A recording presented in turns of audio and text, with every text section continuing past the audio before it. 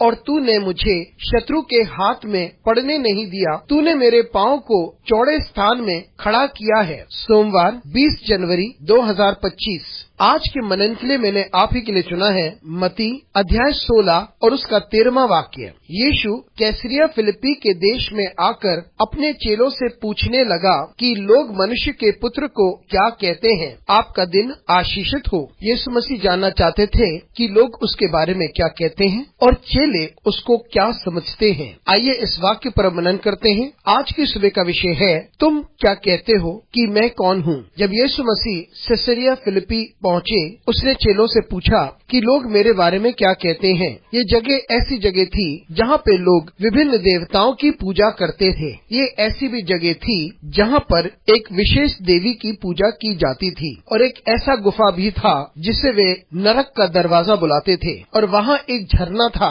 जिसका पानी यर्दन नदी में बहता था। और ऐसी जगह पर यीशु मसीह ने अपने चेलों से ये प्रश्न पूछा कि लोग मेरे बारे में क्या कहते हैं। लोगों का विश्वास विभिन्न देवताओं पर था और वे इस नरक के दरवाजे की उपासना भी करते थे। और फिर चेलों ने कहा कि कुछ लोग आपको नबी कहते हैं और कुछ आपको एलिया भी कहते हैं। लेकिन यीशु मसीह ने उनसे प्रश्न पूछा, लेकिन तुम क्या कहते हो कि मैं कौन हूँ। और तब पतरस ने कहा कि तू मसीहा है, परमेश्वर का पुत्र। और फिर यीशु मसीह ने उससे कहा कि मनुष्य ने तुझे यह नहीं बताया है, लेकिन परमेश्वर ने स्वयं तुझे यह बताया है। और फिर उसने कहा कि पतरस, मैं तुझ पर अपनी कलीसिया का निर्माण करूंगा और स्वर्ग की कुंजियां तेरे पास होंगी। और फिर यीशु मसीह ने कहा कि नरक के दरवाजे कलीसिया पर प्रबल न हो पाएंगी। यह वाक्य कितना अद्भुत है, विशेषकर जब लोग नरक के दरवाजे की आराधना कर रहे थे। यीशु मसीह ने कहा कि नरक के दरवाजे कलीसिया पर प्रबल नहीं हो सकते।